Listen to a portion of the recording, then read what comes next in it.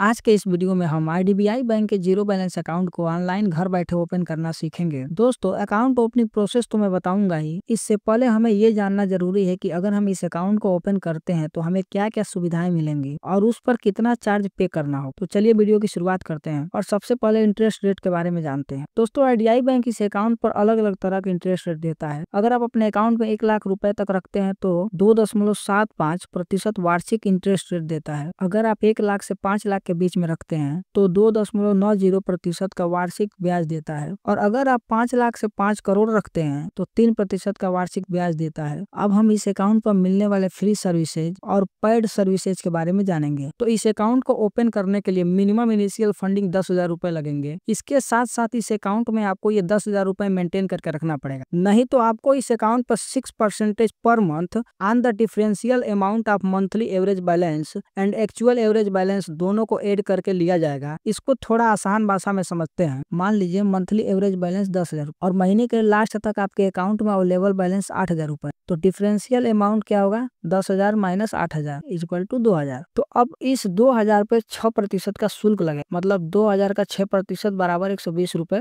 अब आपको 120 रुपए हर महीने बैंक को देना होगा जब तक आपके अकाउंट में 10,000 रुपए ना हो जाए। इसी तरह अगर आप सेमी अर्बन में रहते हैं तो इनिशियल फंडिंग 5,000 और मंथली एवरेज बैलेंस 5,000 मेंटेन करना पड़ेगा। अगर रूरल में रहते हैं तो इनिशियल फंडिंग 2,500 और मंथली एवरेज बैलेंस 2,500 मेंटेन करना पड़ेगा। और अगर आप रूरल फाइनेंशियल इंक्लूजन जैसे छोटे कस्बे या गांव में रहते हैं तो इनिशियल फंडिंग 1,000 लगेगा और 1,000 रुपए आपको मंथली एवरेज बैलेंस में मेंटेन करना पड़ेगा। नेक्स्ट है अकाउंट स्टेटमेंट। अगर आप ब्रांच से अकाउंट स्टेटमेंट फिजिकल रूप में चाहते हैं तो आपको 100 रुपए पर स्टेटमेंट पे करना होगा। और अगर आप ईमेल पर चाहते हैं तो बैंक क्वार्टरली स्टेटमेंट फ्री देगा। लेकिन अगर आप डेली बेसिस पे या मंथली बेसिस पे चाहते हैं तो 5 रुपए पर स्टेटमेंट आपको पे करना होगा। इस अकाउंट पे पासबुक फ्री मिलता है। अगर आप इस अकाउंट पर एसएमएस अलर्ट की सुविधा चाहते हैं तो आपको 25 पैसे प्रति एसएमएस पे करना होगा, जिसमें ओटीपी और प्रमोशनल एसएमएस शामिल नहीं है। इस अकाउंट पर आपको international classic debit card issue किया जाता है, मतलब इस डेबिट कार्ड से आप इंटरनेशनल ट्रांजैक्शन भी कर सकते हैं, लेकिन आपको इसके लिए अलग से फीस पे करना पड़ेगा। अगर आप फाइनेंशियल ट्रांजैक्शन करते हैं तो 140 रुपए पर ट्रांजैक्शन, और अगर नॉन फाइनेंशियल ट्रांजैक्शन करते हैं तो 30 रुपए पर ट्रांजैक्शन पे करना होगा। अगर आप इस डेबिट कार्ड का इस्तेमाल कर रहे हैं तो इस डेबिट कार्ड पर आपको 220 रुपए एनुअल मेंटेनेंस चार्ज भी देना पड़ता है। बाई चांस अगर आपका डेबिट कार्ड चोरी हो गया या खो गया तो डुप्लीकेट कार्ड इशू कराने के लिए आपको 220 रुपए बैंक को देना पड़ेगा। अगर आप अपने डेबिट कार्ड का पिन भूल गए हैं और अपने पिन को रीजनरेट करते हैं तो इसके लिए भी आपको 50 रुपए पे करना होगा। आईडीबीआई बैंक के एटीएम में इस डेबिट कार्ड से 1 महीने में 6 ट्रांजेक्शन फ्री मिलते हैं। इसके बाद आपको पर ट्रांजेक्शन पर 21 रुपए पे करना पड़ेगा। इस डेबिट कार्ड से दूसरे बैंकों के एटीएम में आप 1 महीने में 5 ट्रांजेक्शन फ्री ऑफ कॉस्ट कर सकते हैं। उसके बाद आपको फाइनेंशियल ट्रांजैक्शन के लिए 21 रुपए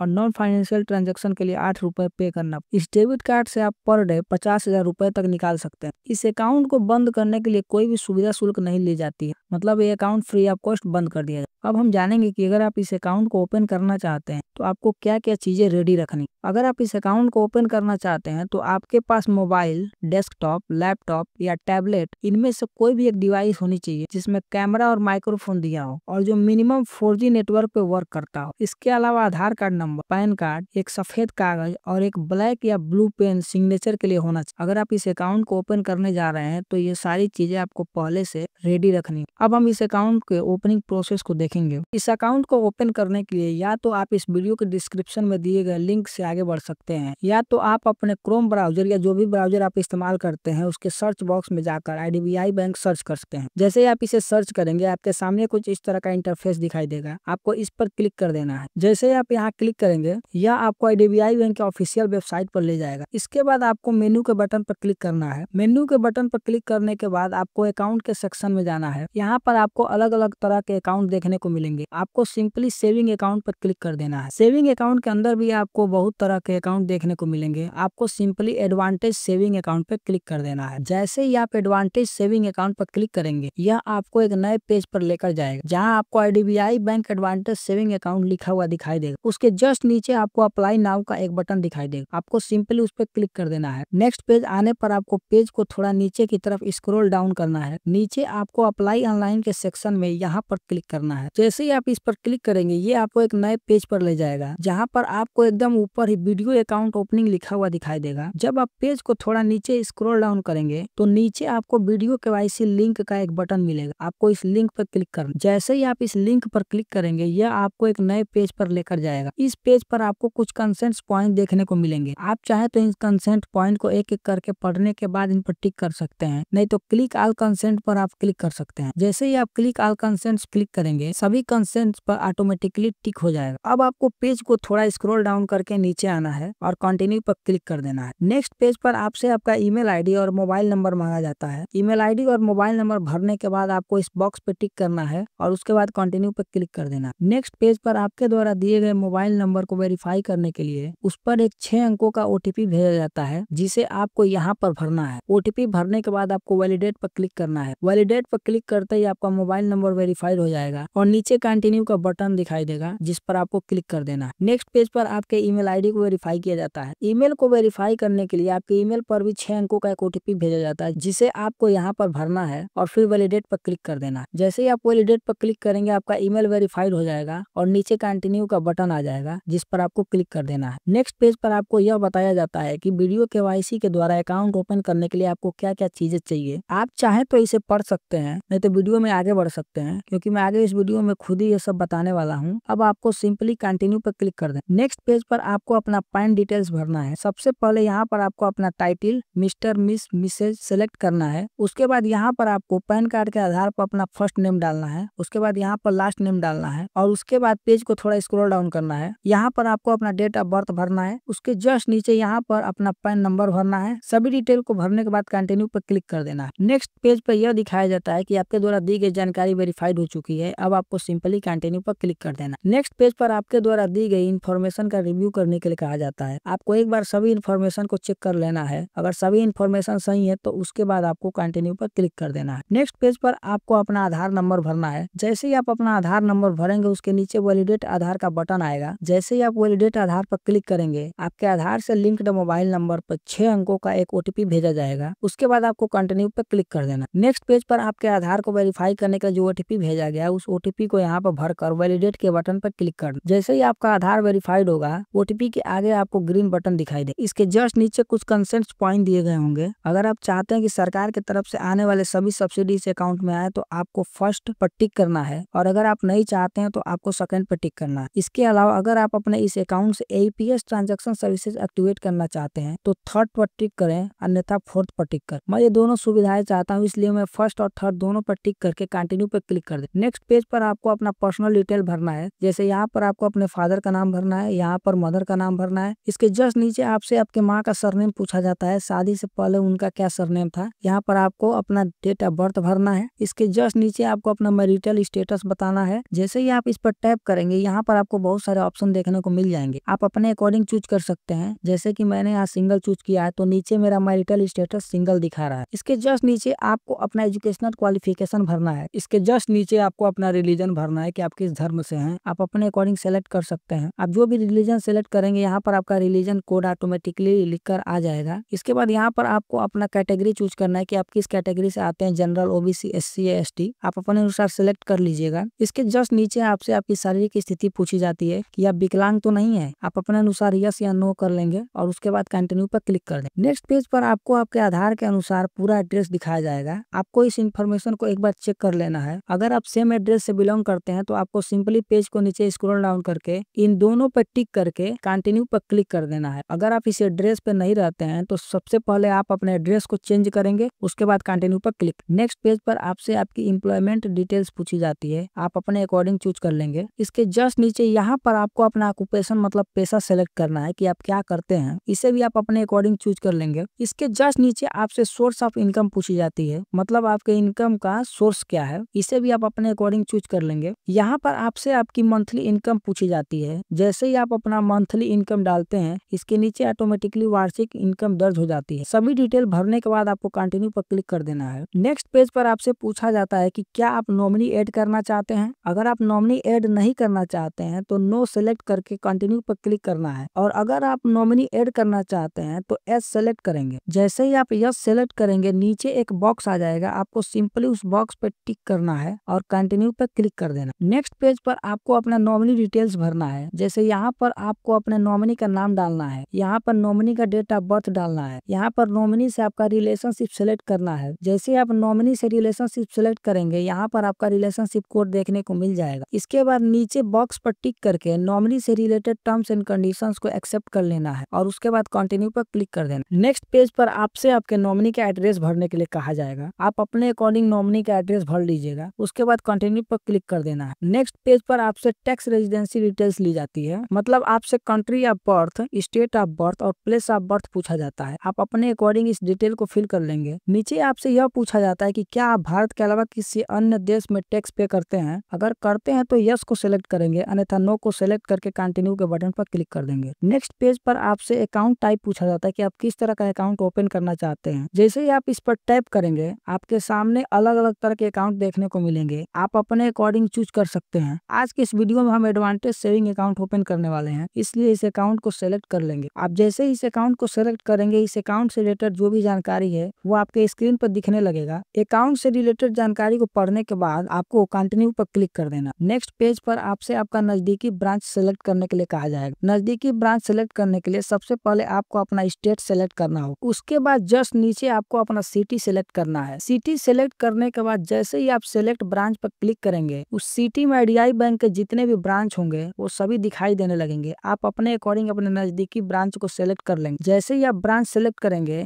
नीचे के सभी ऑप्शन ऑटोमेटिकली भर जाएंगे। इसके बाद आपको कंटिन्यू पर क्लिक कर दें। नेक्स्ट पेज पर आपको इस अकाउंट से रिलेटेड सर्विसेज ऑफर की जाती हैं। सबसे पहले आपसे पूछा जाता है कि आप पासबुक फिजिकल रूप में चाहते हैं या ईमेल स्टेटमेंट के थ्रू। अगर आप फिजिकल पासबुक चाहते हैं तो पासबुक सेलेक्ट करें, अन्यथा स्टेटमेंट एंड ईमेल सेलेक्ट कर लें। इसके बाद आपसे chequebook, internet banking, mobile banking, debit card के बारे में पूछा जाता है। अगर आप इन सभी चीजों को चाहते हैं तो उसके सामने बने बॉक्स में टिक करना है, अन्यथा छोड़ देना है। अगर आप डेबिट कार्ड चाहते हैं और डेबिट कार्ड के बॉक्स पर टिक करेंगे तो यह पूछेगा कि आप अपने डेबिट कार्ड पर क्या नाम प्रिंट कराना चाहते हैं। तो यहाँ पर आपको अपना नाम भरना है, उसके बाद आपको कंटिन्यू पर क्लिक कर देना। इसके बाद आपकी स्क्रीन पर डिक्लेरेशन फॉर्म आता है। अगर आपको लगता है कि आपने पीछे जो भी डिटेल भरी है उसमें कुछ गलतियां हैं तो आप यहाँ पर क्लिक करके उसे ठीक कर सकते हैं। और अगर आपको लगता है कि सभी जानकारियां सही सही भरी हैं तो आपको यस सेलेक्ट करके कंटिन्यू पर क्लिक कर देना। नेक्स्ट पेज पर आपको दो ऑप्शन दिखाई देंगे। अगर आप वीडियो केवाईसी अभी स्टार्ट नहीं करना चाहते हैं तो आप दूसरा ऑप्शन सेलेक्ट करके वीडियो केवाईसी को शेड्यूल कर सकते हैं, और अगर आप वीडियो केवाईसी अभी करना चाहते हैं तो पहला ऑप्शन सेलेक्ट करके कंटिन्यू पर क्लिक कर देना। नेक्स्ट पेज पर आपसे पूछा जाएगा कि आपके वीडियो केवाईसी की रिक्वेस्ट हमें मिल चुकी है, क्या आप आगे बढ़ना चाहते हैं, तो कंटिन्यू पर क्लिक करें। आपको सिंपली कंटिन्यू पर क्लिक कर देना। नेक्स्ट पेज पर आपको वीडियो केवाईसी का रेफरेंस नंबर दिया जाएगा। वीडियो केवाईसी की प्रक्रिया में आगे बढ़ने के लिए आपको फिर से कंटिन्यू पर क्लिक करना होगा। जैसे ही आप कंटिन्यू पर क्लिक करेंगे, आपकी स्क्रीन पर एक इंपॉर्टेंट नोटिस दी जाएगी। इस नोटिस के अनुसार अगर आप यस करते हैं तो वीडियो कॉल के दौरान आने वाले सभी कॉल को कुछ समय के लिए रोक दी जाएगी। आपको सिंपली यस सिलेक्ट करके कंटिन्यू पर क्लिक कर दें। इसके बाद आपसे लोकेशन का परमिशन अलाउ करने के लिए कहा जाएगा। आपको simply allow while visiting the site पर क्लिक कर दें। नेक्स्ट पेज पर आपसे माइक्रोफोन अलाउ करने के लिए कहा जाता है, आपको अलाउ कर देना है। उसके बाद कंटिन्यू पर क्लिक कर देना है। जैसे ही आप कंटिन्यू पर क्लिक करेंगे, आपके सामने आईडीबीआई बैंक का एजेंट दिखाई देगा जो आपके द्वारा दी गई जानकारी को एक एक करके वेरीफाई करेगा। आपको अपने पैन कार्ड को फिजिकल रूप में वीडियो केवाईसी के दौरान दिखाना है। उसके बाद एक सादे कागज पर आपका लाइव सिग्नेचर कैप्चर किया जाएगा। सभी डिटेल को वेरीफाई करने के बाद कॉल कट हो जाएगा। कॉल कट होने के बाद 24 घंटे के अंदर अकाउंट ओपनिंग का कंफर्मेशन मैसेज के साथ साथ अकाउंट के सभी डिटेल जैसे यूजर आईडी, पासवर्ड आपके रजिस्टर्ड मोबाइल नंबर पर भेज दिया जाता है। अब आप आईडीबीआई बैंक का ऑफिशियल ऐप